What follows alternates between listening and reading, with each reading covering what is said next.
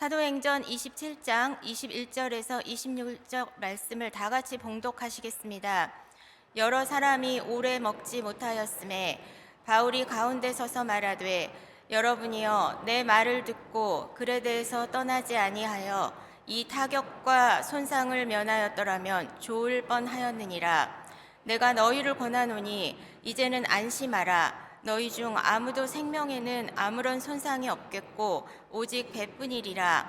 내가 속한 바 곧 내가 섬기는 하나님의 사자가 어젯밤에 내 곁에 서서 말하되 바울아 두려워하지 말라. 내가 가이사 옆에 서야 하겠고 또 하나님께서 너와 함께 항해하는 자를 다 내게 주셨다 하였으니 그러므로 여러분이여 안심하라. 나는 내게 말씀하신 그대로 되리라고 하나님을 믿노라. 그런즉 우리가 반드시 한 섬에 걸리리라 하더라. 아멘. 말씀의 제목을 다 함께 따라해 주시길 바랍니다. 먼저 가르칠 것인가 아니면 받아줄 것인가? 먼저 가르칠 것인가 아니면 받아줄 것인가? 저는 목사가 된 이후로 낚시를 딱 2번 했습니다. 그것도 제주도에 가서 배를 타고 나가서 바다 낚시 1시간 하는 관광 코스에 가서 어쩔 수 없이 가서 한 거예요. 뭐 좋아서 가서 한 건 아니고 조용한 저수지나 민물에 가서 찌를 내리고 한참 동안 시간을 기다리면서 세월을 낚는 강태공 같은 낚시를 목사가 돼서 한 적은 한 번도 없습니다. 왜냐하면 저에게 목사가 된 이후로는 그런 시간이 없기 때문에 그래요. 사실 군대 갔다 온 후에 젊었을 때 친구들과 소양강댐에 배를 타고 한참 거기에 들어가서 무슨 산막골인지 들어가서 낚시를 밤새도록 한 적이 있습니다. 텐트를 쳐놓고 라면을 끓여 먹고 찌에다가 지렁이를 껴서 던져놓고 향어라는 그거를 낚시하기 위해서 지렁이가 안 되면 떡밥을 해서 던져놓고 찌가 왔다 갔다 하면 야간이니까 야광찌를 썼는데 왔다 갔다 하면 걷어보면 고기는 없고 떡밥은 다 사라져버리고 또다시 찌를 껴서 또 던져놓고 그때는요 고기가 안 잡혀도 시간을 어떻게 보냈느냐 또다시 고기가 물 것이다라는 희망 때문에 던져놓은 거예요. 희망 때문에. 어떤 분들은 고기를 잡는 것보다는 희망을 가지고 낚싯대를 던져놓고 기다리는 것을 즐기는 분들도 있다고 합니다. 미끼를 바늘에 끼우고 낚싯대를 던지고 찌가 움직여서 낚싯대를 들면 여지없이 미끼는 사라지고 고기도 없지만 또다시 미끼를 끼우고 낚싯대를 던지는 일을 반복하지만 낚시를 즐기는 사람들은 또 다시 물고기가 와서 물 것이다 라는 희망이 있습니다. 낚시를 좋아하는 사람들이 한 마리도 잡지 못해도 그 다음에 또다시 낚시를 갈 수 있는 이유가 있다면 그것은 희망을 낚는 것이고 그 기다림을 통한 희망을 경험하기 때문일 것입니다. 희망이 없으면 내일을 위한 열정도 없고 사모함도 없고 최선을 다할 힘도 없습니다. 희망의 반대말은 절망이라고 합니다. 그런데 절망이라는 단어보다는 우리는 낙심이라는 단어를 많이 사용합니다. 현재 많은 사람들이 낙심한 것 같아요. 나라의 상황을 보면, 국제적인 정세를 보면, 경제적인 상황을 보면, 우리의 가정의 형편을 보면 낙심할 상황들이 너무 많이 있습니다. 사탄이 제일 좋아하는 무기가 낙심이라고 합니다. 사탄이 자신의 무기를 팔기 위해서 벼룩시장, 중고시장을 열었다고 합니다. 사람들을 유혹하기 위해서 위협할 때 써먹던 도구들을 탁자 위에 가지런히 놓아놓고 진열해 놨는데 각자의 물건에는요 가격이 매겨져 있었습니다. 탐욕에는요 정말 비싼 가격이 매겨져 있었습니다. 그런데 수군거림이라는 무기에 비하면 그 탐욕은요 반도 미치지 못하는 가격이었습니다. 그런데 더 비싼 무기가 있었어요. 교만이라는 무기는요 수군거림이라는 무기보다는 더 비쌌어요. 그런데 교만도 사탄이 내놓은 무기 중에서 제일 비싼 무기는 아니었습니다. 탁자 한 모퉁이에 볼품없이 번들거리지도 않은 물건 하나가 있었는데 바로 그것이 사탄이 꺼내놓은 물건 중에, 무기 중에 가장 비싼 것이었는데 그것이 무엇이었느냐? 낙심이었다고 합니다. 조금 오래된 예화이기는 하지만 사탄은 예나 지금이나 우리들을 무너뜨리기 위해서 낙심이라는 최대의 무기를 사용합니다. 사람은 희망이 없다라고 생각할 때 가장 힘들다라고 생각해요. 희망이 사라져버릴 때에. 지금 많은 분들이 극도로 힘들어하는 상황이 있다면 조금이라도 나아질 기미가 없어서 더 이상 아무것도 할 수 없는 상황, 희망이 사라진 상황, 그게 정말 우리를 못 견디게 만드는 상황이에요. 그런데 이때 우리를 더 힘들게 만드는 상황이 있다라고 저는 생각합니다. 내가 정말로 아무것도 할 수 없는, 낙심할 수 있는 상황보다 우리를 더 힘들게 만들 수 있는 상황이 있다라고 저는 생각하는데, 그거는 우리가 낙심할 때 우리를 쳐다보는 따가운 시선, 우리를 향한 질타가 있을 때 저는 더 힘들다고 생각합니다. 아무리 낙심할 상황이라고 할지라도 다른 사람이 나를 더 이상하게 보는 건 더 힘들단 말입니다. 너무 힘들고 어려울 때에 가까웠던 사람도 멀어지는 것 같고, 아주 친했던 사람도 이제는 비판의 눈으로 나를 바라보는 것 같고, 점점 사람들이 멀어져만 가고 왠지 비판의 눈으로 나를 치근하게 바라보는 것 같아서, 그래서 그냥 사람들을 멀리하고 피하고 싶어지는 것, 이것이 어쩌면 낙심 중에 있는 사람들이 더 힘들어지는 일인지 모르겠다 생각이 듭니다. 사람들이 자신의 실수와 상처를 감추고 싶어하는 이유는 그 실수와 상처에 대한 부끄러움도 있겠지만 그것보다도 비판과 비난에 대한 두려움이 크기 때문이 아닐까요? 뭐라고 할까봐 사실 더 두려운 거예요. 너무 절실하게 다른 사람들의 도움과 위로가 필요함에도 불구하고 사실 아무도 믿을 수 없을 것 같아서 정말로 내가 말할 수 없는 사람이, 말할 수 있는 사람이 없는 거예요. 내 속에 있는 정말 내가 정말로 힘들어하는 상황을 얘기하고 싶은데 얘기할 수 있는 상황이 사람이 없어요. 왜? 그것 소문낼까 봐, 나를 이상한 눈으로 바라볼까 봐. 그래서 그것을 대중 속의 소외라고 얘기하지 않습니까? 그래서 중보기도를 내놓아도 자기 자신 마음속 깊숙이 있는 문제나 치부는 절대 말할 수 없어요. 중보기도는 수박 겉핥기식에 우리 자녀를 위해서 기도해 주세요, 건강을 위해서 기도해 주세요, 이 정도 기도 부탁은 하지만 정말 내 속에 있는 잘못된 치부들을 드러낼 수 없단 말입니다. 우리 가정에 정말 남들에게 숨기고 싶은 사실은 이야기하지 못한단 말입니다. 남들을 향한 비판과 책망이 그 사람을 세우기 위한 목적이라면 정당할지라도 저는 비판하는 게 낫다라고 생각합니다. 그런데 우리가 비판하는 게 대부분 남들을 세우는 것보다는요, 망가뜨릴 때가 더 많아요. 그 목적이 정당하다고 할지라도 비판을 듣는 사람들은요, 그것 때문에 상처받는 사람, 낙심한 사람이 더 낭망에 빠지는 상황이 발생할 때가 많습니다. 비판과 책망은요, 사실 그 사람을 굉장히 황폐하게 만들어요. 오늘 본문에 나오는 바울은요, 275명과 함께 배를 타고 항해를 시작했습니다. 그때 바울은요, 죄수의 몸이었어요. 로마로 압송되어 가는 길이었습니다. 근데 그 배에 바울과 함께 275명이 올라탔어요. 그런데 바울은 배가 출발할 때 부탁했어요. 선주와 선장과 그리고 자기를 이송하는 그 대장인 백부장에게 지금 출발하는 것은 위험합니다.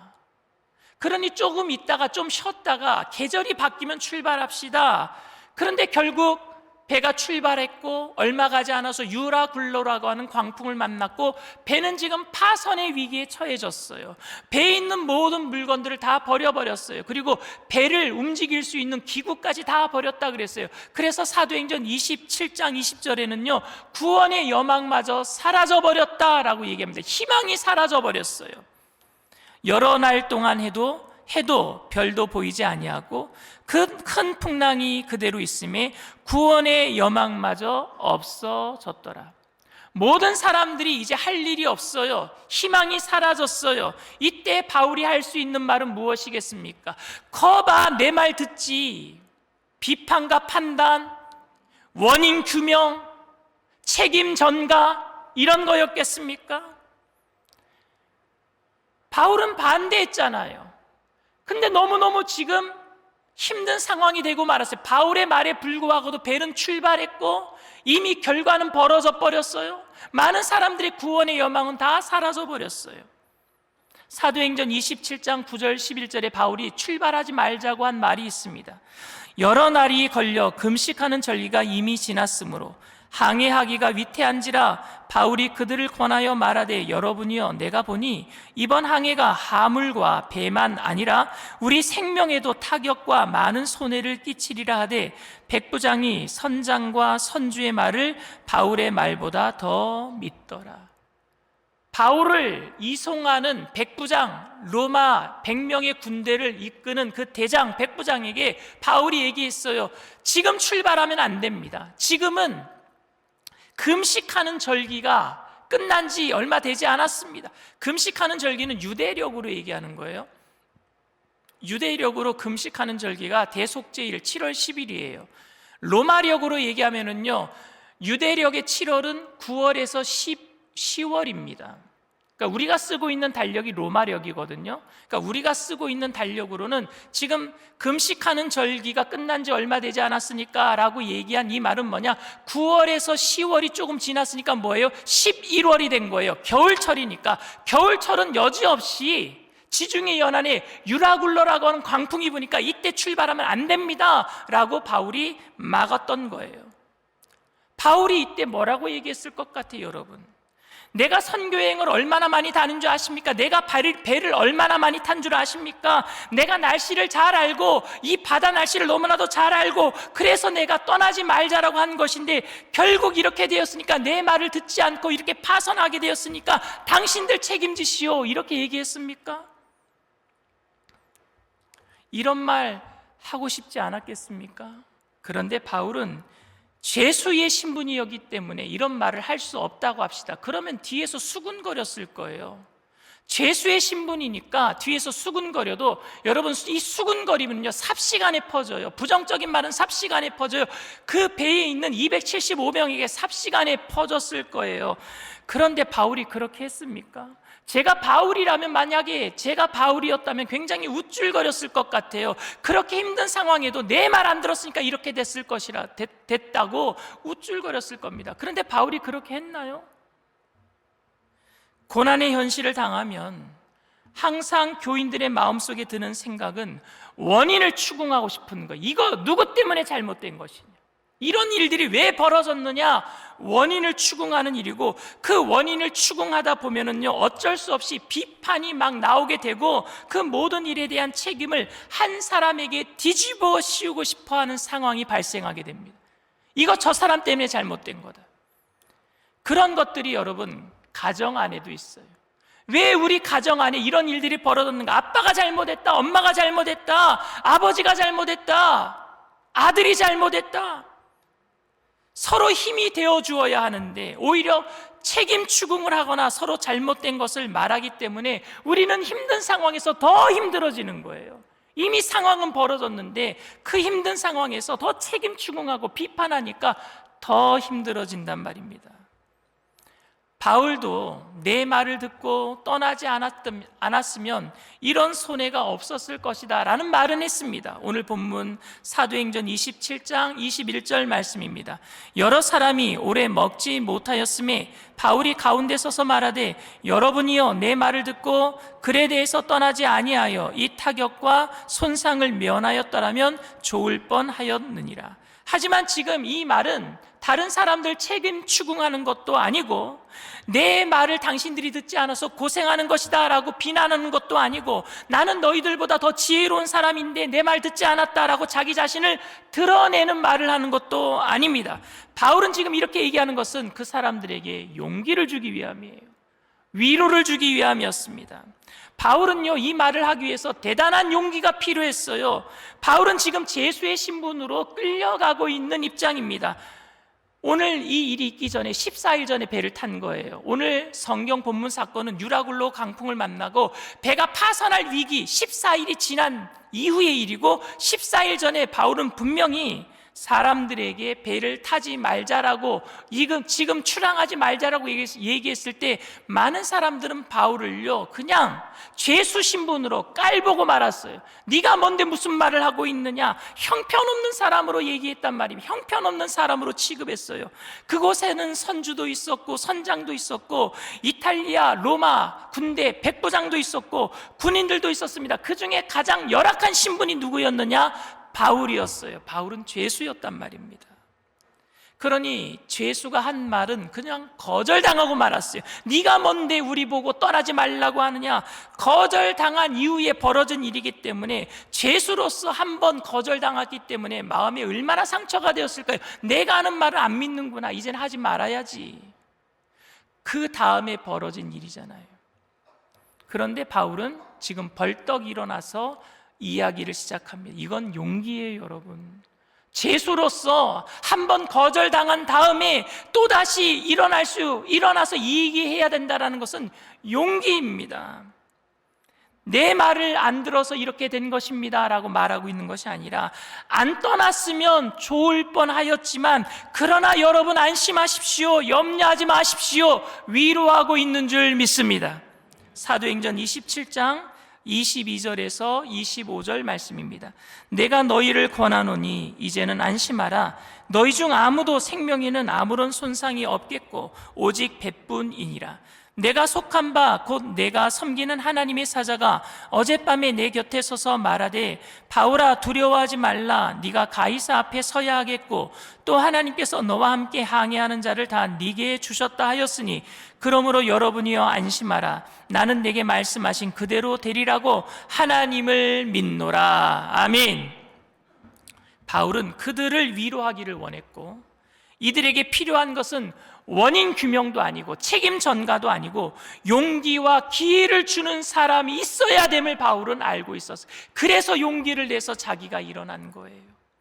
우리는 살아계신 하나님을 믿고 그분의 위로 때문에 지금 가장 어려운 상황 속에서 용기를 주고 위로를 해주는 이 일을 우리가 감당해야 함을 우리는 기억해야 합니다. 믿는 사람들이 이 일을 해야 되는구나. 비판은 여러분 누구나 할 수 있는 일입니다. 사람들은 어려운 일이 생기고 나면은요 벌떼처럼 달라들어서 다 비판해요. 오늘날 뉴스를 보십시오. 누가 잘못돼서 이랬다, 누가 이래서 이랬다, 다 책임 추궁하고 책임을 전가하고 있습니다. 다 벌떼처럼 비판만 합니다. 그 열악한 환경에서 아무도 사람들을 위로하려고 하는 것 같지가 않아요. 교회에 분쟁이 일어나면 서로 삿대질을 하고 누가 옳고 누가 그르고 판단하는 사람은 많아도 우리 낙심하지 맙시다. 서로 위로 주는 사람은 찾아보기가 힘들지 않습니까? 그런데 저는 우리가 이 일을 해야 하고, 그리고 그 일을 우리가 할 수 있다라고 저는 생각합니다. 어떤 목사님이 교회를 개척을 해서 열심히 사역을 했어요. 그런데 여러분, 개척한 교회에는 문제가 너무너무 많습니다. 성도가 없으니까 재정적인 문제, 그리고 성도가 오면은요, 개척교회에 오는 성도님들 중에 대부분 그런 건 아니겠지만 문제 많은 분들이 많이 와요. 그런데 그 목사님을 성가시게 하는 한 여인이 있었습니다. 그렇게 힘든 목회를 하고 있는데 안 그래도 힘든데 날마다 목사님을 성가시게 하는 거예요. 쓸데없이 전화하고 문자 보내고 날마다 찾아와서 상담하자고 하고, 별 문제도 아닌데. 너무 여인이 목사님을 힘들게 하다 보니까 목사님은요 그 여인이 전화 온 것을 안 받기를 시작했어요. 왜? 또 쓸데없는 얘기할까 봐. 너무너무 지치니까. 그런데 어느 날 전화를 안 받는 목사님에게 이 여인이 문자를 보냈어요. 꼭 뵙고 싶습니다. 할 말이 있습니다. 꼭 답장 주세요. 꼭 전화 주세요. 문자를 보냈습니다. 그런데 그 문자도 목사님이 그냥 읽고 전화하지 않았어요. 목사님도 너무 그날 힘들었기 때문에. 그런데 그 다음날 그 여인은 자살하고 말았어요. 그리고 나중에 유서에 이렇게 써 있었습니다. 하나님 사랑을 확인받고 싶었어요. 결국 목사님은 그 죄책감 때문에 교회를 그만두고 다시는 목회를 할 수 없었다고 합니다. 저는 그 여인도 위로가 필요한 사람이고 또 목사님도 위로가 필요한 목사님이라고 생각합니다.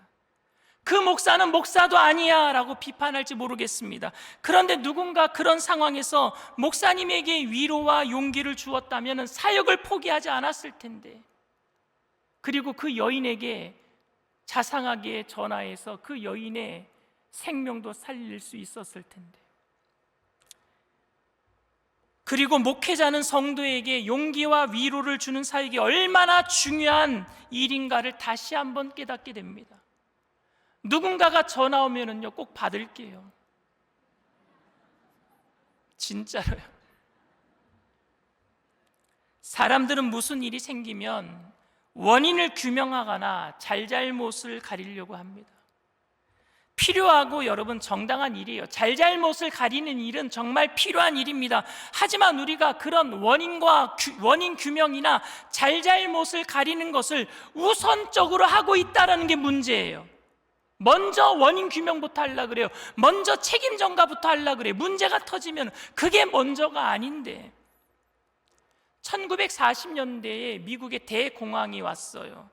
많은 사람들이 직장을 잃고 그리고 거리를 기웃기웃거리기 시작합니다. 그들 중에 어떤 사람들은요 시골까지 갔어요. 왜? 시골에서 자기를 써줄 사람이 있는가? 농장으로 흘러들어갔어요. 그런데 농장을 경영하는 한 농부가 있었는데 그 집에는 딸이 둘이 있었습니다. 그런데 자기 집에 날마다 사람들이 찾아오는 거예요. 배고픈 행색을 하는 사람들, 거지 같은 사람들이 찾아오는 거예요. 그래서 농장 주인이 딸 둘에게 이렇게 얘기합니다. 우리 집에 찾아오는 사람은 누구든지 밥을 해 먹이고 그리고 집에서 잠을 재워줘야 되겠다.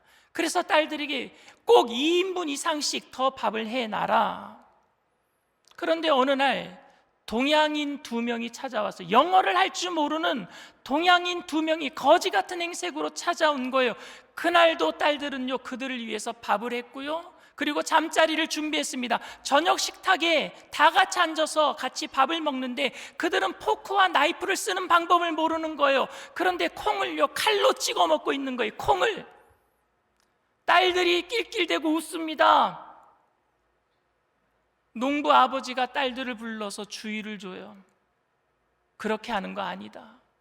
그리고 그 아버지도 그 앞에서, 그 동양인들 앞에서 칼로 콩을 찔러 먹고 있는 거예요.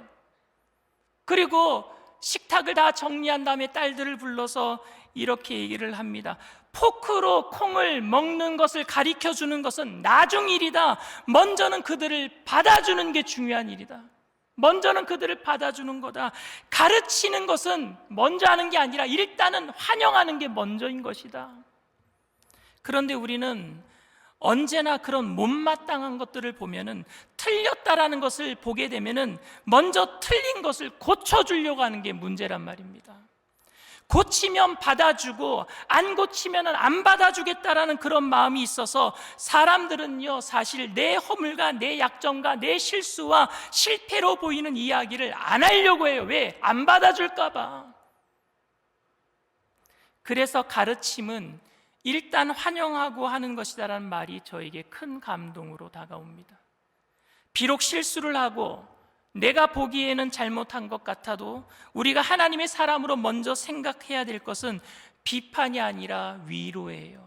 먼저 받아주는 것인 줄 믿습니다. 그래서 야고보 사도는 비판에 대해서 이렇게 얘기를 했어요. 야고보서 4장 11절 12절 말씀입니다. 형제들아 서로 비방하지 말라. 형제를 비방하는 자나 형제를 판단하는 자는 곧 율법을 비방하고 율법을 판단하는 것이라. 네가 만일 율법을 판단하면 율법의 준행자가 아니요 재판관이로다. 입법자와 재판관은 오직 한 분이시니 능히 구원하시기도 하시며 멸하기도 하시느니라. 너는 누구이기에 이웃을 판단하느냐. 환난과 고난으로 인해 더욱 힘들고 어려운 삶을 살아가는 사람에게 가르치는 사람보다 위로자가 필요합니다. 받아주는 사람이 필요해. 그냥 안아주는 사람이. 원인을 분석하고 규명하는 사람보다 위로자가 필요합니다. 기도의 동지가 필요하고 무슨 말을 하지 않아도 그냥 따뜻하게 곁에 있어서 지켜주는 사람이 필요해요. 가르치고 조언해주는 사람보다 오히려 손을 잡아줄 사람이 필요합니다. 사랑하는 성도 여러분, 우리는 힘든 사람, 어려운 사람을 보면 자꾸 뭔가 저 사람 뭐 때문에 잘못된 거니까 가르쳐줘야 되겠다는 생각을 가지게 될 때가 많습니다. 그것이 상처가 될 수 있다는 사실을 까맣게 모른 채 말입니다. 심지어 힘들어하고 있는 사람에게 기도하세요 라는 말조차도 그 사람에게는 화가 될 때가 있어요. 기도해야 된다는 것은 본인도 알지만 그 심정을 이해해 주지 못하고 손 한 번 잡아주지 못하고 등 한 번 두들겨 주지도 못하고 그저 기도하면 문제 해결됩니다 라는 말이 너무 무심하게 들리기 때문이에요. 너무 무심해요. 다 못마땅하고 화가 납니다. 심지어 가족이라도 남편에게 화가 나고 아내에게 속상하고 부모님에게 상처받고 자녀들도 무심하다 느껴집니다. 그런데 우리는 예수님의 사랑과 은혜를 받은 사람들인 줄 믿습니다. 그래서 우리는 비판과 원망보다는 용기와 위로를 주는 자가 되어야 합니다. 아무런 희망이 보이지 않고 절망과 낙심이 점점 깊어져가는 상황 속에서 제가 여러분들에게 하고 싶은 말은 바로 이거예요. 여러분, 우리는 힘들지만 그래도 예수님의 은혜를 입은 사람들입니다. 용기를 내십시오. 힘을 내십시오. 여러분들 다 괜찮을 거예요. 다 괜찮을 거예요. 삶이 힘들고 어렵지만 다 괜찮을 거예요. 왜냐하면요, 주님이 고난 다음에 복을 주실 것이니까요. 잘 참고 견뎌냅시다. 주님이 그렇게 말씀하셔요. 원인 규명과 고치려는 가르침보다는 먼저 서로 받아주는 공동체가 되기를 바랍니다. 우리를 먼저 조건 없이 받아주신 예수님의 사랑을 그저 흘려보내는 저와 여러분들 다 되시기를 주님의 이름으로 축원을 드립니다. 이 시간 말씀을 생각하시면서 잠시 묵상으로 기도해 주시기를 바랍니다. 오늘 저희 교회에 처음 나오신 분이 계십니까? 여러분들이 삶에 지쳐서 더 이상 아무것도 할 수 없는 절망과 낙심 가운데 빠져 있을 때 주님께서는 비판하고 판단하는 것이 아니라 그저 있는 모습 그대로 받아주시는 줄 믿습니다. 우리 모든 성도님들도 여러분들을 있는 모습 그대로 받아줄 거예요. 주님께서 나를 받아주시니 나도 이 세상에 살지만 이 땅에 속하지 않은 예수 그리스도의 자녀로서 성도로서 믿음 지키며 그리고 이 땅에서 사는 동안에 비판하고 판단하며 원망과 불평으로 일생을 그냥 살아가는 것이 아닌 받아주고 이해하고 위로하며 기쁨과 사랑으로 살기를 원합니다 하시는 분들은 믿음을 가지고 그 자리에서 일어나 주시길 바랍니다. 인터넷상에서 TV상에서 예배드리는 그 자리에서도 처음 예배드리는 분이 계시다면 믿음을 가지고 일어나 주시기를 바랍니다. 믿음으로 일어나신 분들은 제가 하는 기도를 따라해 주시길 바랍니다. 하나님 아버지, 저는 죄인입니다. 어디에서 와서 왜 살며 어디로 가는지 알지 못하고 방황하며 살았습니다. 저의 죄를 위하여 십자가에서 죽으시고 부활하신 예수님을 제 구주로 모셔드립니다. 저는 하나님의 자녀가 되었습니다. 지금부터 영원토록 주님과 함께 살겠습니다. 예수님의 이름으로 기도드립니다. 아멘. 할렐루야. 여러분들을 진심으로 축복하고 환영합니다. 나를 향한 주의 사랑 우리 찬양합시다. 나를 향한 주의 사랑 산과 바다에 넘치니 내 마음 열 때 주님 나에게 참 자유 주셨네. 늘 진리 속에 거하며 나의 손을 높이 들고 언제나 주님의 사랑을 주의 사랑 노래하리라. 주의 사랑 노래하리라.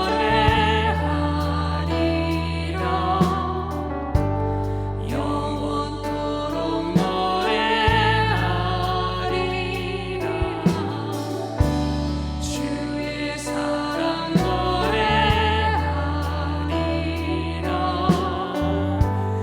영원토록 노래하리라. 나를 향한 주의 사랑, 나를 향한 주의 사랑, 산과 바다에 넘치니 내 마음 열 때 주 나에게 잠자유 주시니 늘 진리 속에 거하며 나의 손을 높이 들고 언제나 주님의 사랑을 사랑 노래하리라. 주의 사랑 노래하리라. 영원토록 노래하리라. 주의 사랑 노래하리라. 주의 사랑 노래하리라.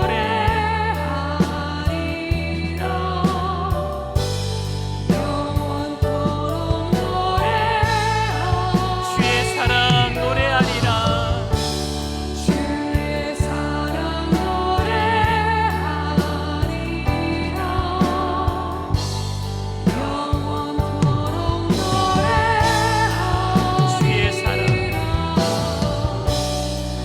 주의 사랑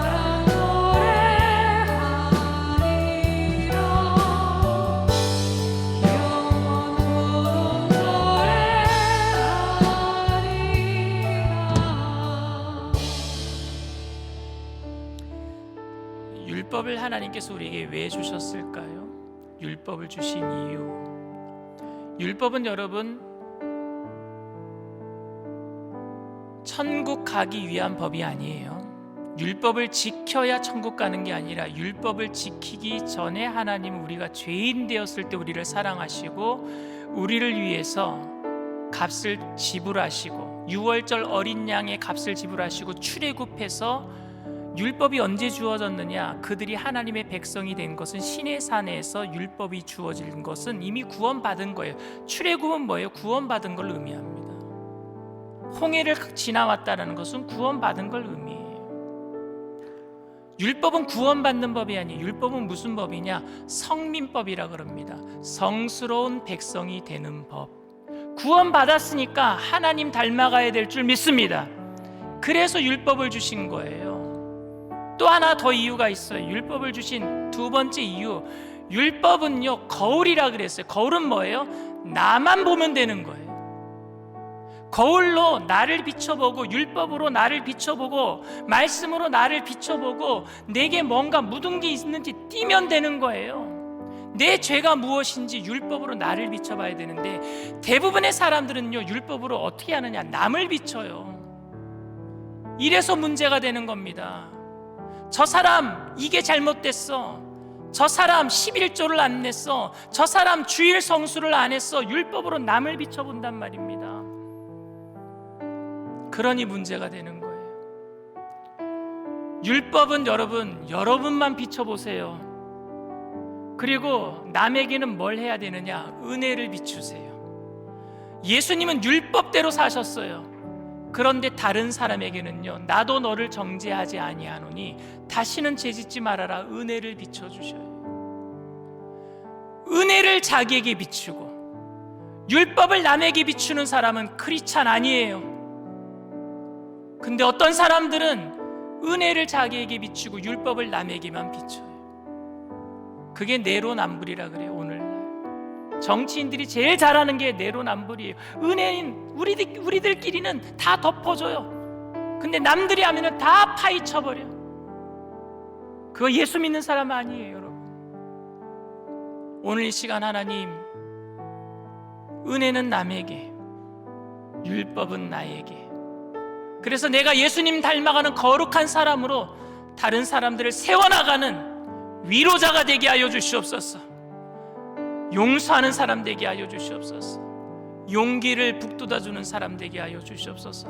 그때 여러분 우리 가정이 회복되고 이 땅에 회복이 있게 될 줄 믿습니다. 우리 주님 세 번 부르고 통성으로 간절히 기도합니다.